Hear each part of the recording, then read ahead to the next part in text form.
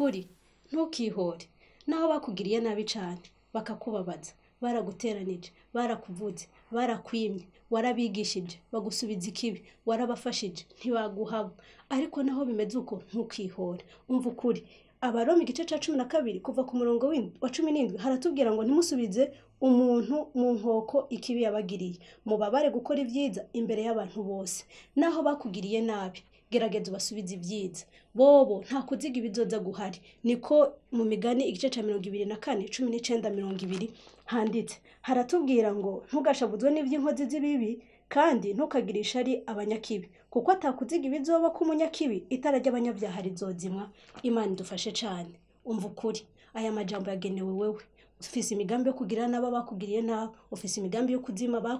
bakwimye imbugita warabahaye utegekanya kutazobaho umunyu bakwimye amavuta warabahaye utegekanya kuzoba imuduharage wahora usangira nawe utwo bakugemuriye none guhera uyu munsi wafashe ingingo yo kutazongera kubaha umva ukuri ntukabasubirize mu nkoko kubera ko Imana izoguhorera nubwo bakwimye imigani haratubwira ngo usubize icizi ikibi Imana ntizokura ikibi